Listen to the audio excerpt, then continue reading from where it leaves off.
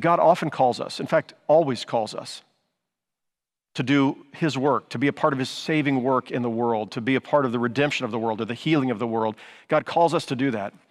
And often God's call comes, and when God calls us, it is because of God's love for us and God longing to bless us. And he's promising, I'm going to be with you to do the thing that I'm asking you to do. So don't be afraid. I mean, I know it's scary, but be strong and courageous as Moses told Joshua, as God told Joshua as well. Be strong and courageous.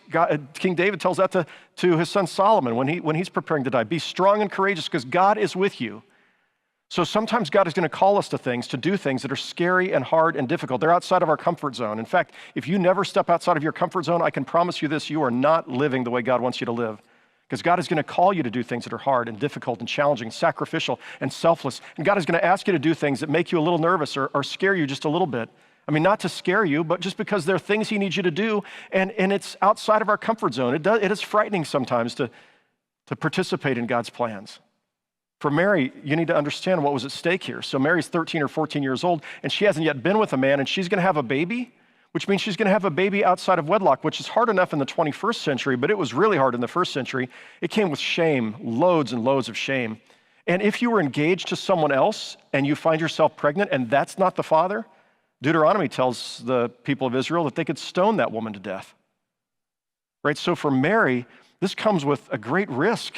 This word of, that God is blessing you and God has favored you, and guess what? You're going to have a baby outside of wedlock and it's all going to be great because God is with you, so don't be afraid, is a much more terrifying ask than what it seems when you first hear the story. And her parents might abandon her or might reject her. Her community might reject her. Certainly, the man that she's engaged to is likely to divorce her, and we're going to find next week that that's exactly what he wanted to do.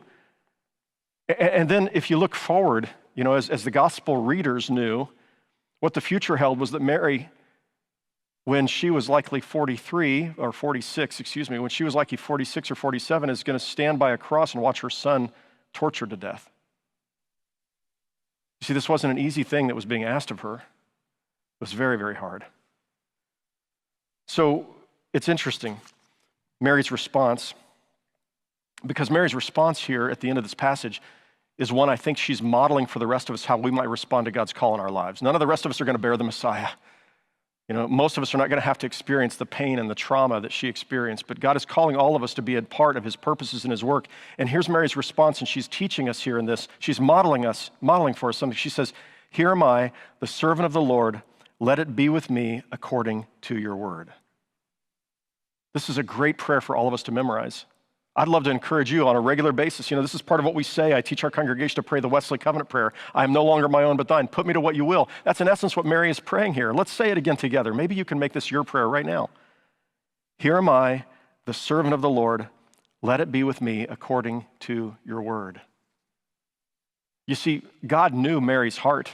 It was possible Mary could have said, hey, there's no way, I'm not going to do this. And God gives us free will. And Mary could have rejected the whole idea, said, it's too hard, I'm not going to do it. She surely had to feel that way. But God knew that Mary had a willing heart. And Mary's response would be something like this. Imagine what might have happened to the salvation of the world, what might have happened to Jesus and who he would have become if he'd been born by some other woman than Mary, who grew up in the trailer park outside of Sepphoris. All right. I'm reminded that virtually everyone who says yes to God and serves God does so by serving other people. So Mary's going to take care of a baby. That's how she's going to serve God.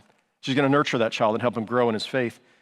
And so we're called, like Mary, to be open to God and to say, here am I, use me for whatever you want, and then to pay attention and to see how can we care for other people? How can we minister to them? And in the same way that Gabriel, we're called to be Gabriels. We're called to be modern day angels, messengers from God who come along to encourage and to bless and care for people, to rescue them and to help them.